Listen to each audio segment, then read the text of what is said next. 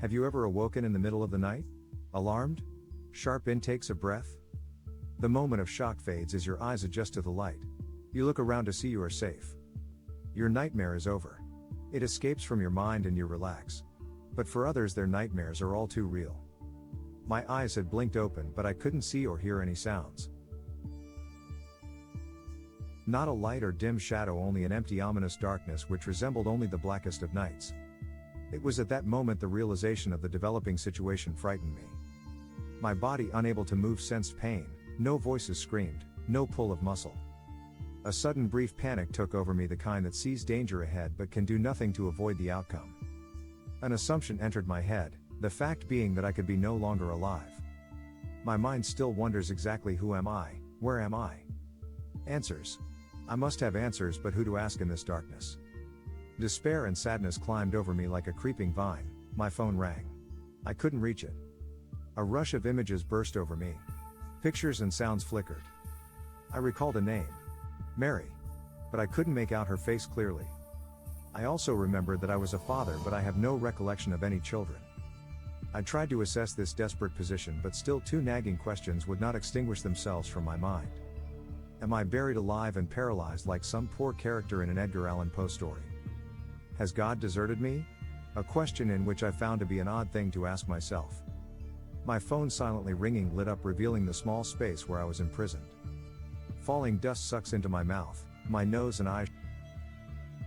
Sharp intakes of breath and raging thirst cracking my throat. Swells of mixed emotions made me gasp. Like ice cold water being thrown down on the nape of my neck. Shh, I can hear movement. A new truth emerged. I am not alone. In my limbo state there were minutes. Maybe hours of lost consciousness. How bad am I injured? These blackout symptoms. Are they from a possible head injury or loss of blood? These confused and constant ramblings of my mind tire me. When will this cruel, unforgiving nightmare end? Rats. My sense of being not alone was confirmed. Imprisoned like myself, hunger outweighed any of their apprehension. A nervous tingle as three creatures slowly crawled up my legs. Their prey, if not dead but dying, so like cowardly vultures they drew in for the kill. I tensed. A wound on my leg was being picked at. I could feel teeth upon my broken, unearthed bone. Others were resting on my cheek and chest, sniffing and probing. It was too much. The only recourse left is to laugh in the face of imminent death. Hey boys. Come on, dinner is on me tonight.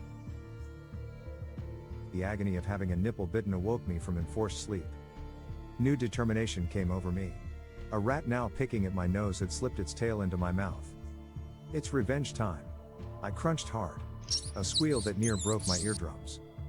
The first time since this ordeal began, a smile crept over me as I spat out the offending limb. They would be back, but for now thirst was more important. Then a minor miracle. Wine dripped onto my forehead and into my mouth. Hey, rats. Would you like to have wine with your meal?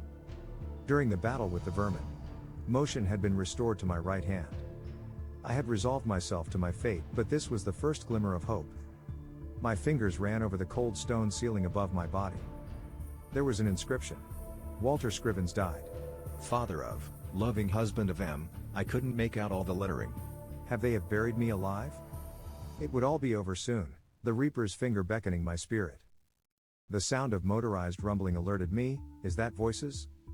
Please let this not be my drunken imagination. A piece of rubble fell away near my right hand, the spear of light blinding me.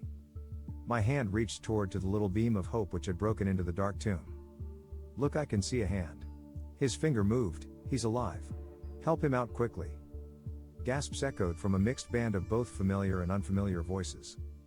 He was in the church crypt making wine for the festival when the roof collapsed in on him. I've said all along that we needed money for the church restoration, stated Mary, my housekeeper. Oh, thank God, Mary repeated again and again. Being buried alive under the church crypt for 4 days. Catholic priest. Father Francis Wynne of St. Peter's is alive. He's recovering well from his ordeal in hospital. I pray all your dreams become reality and your nightmares only dreams. God bless.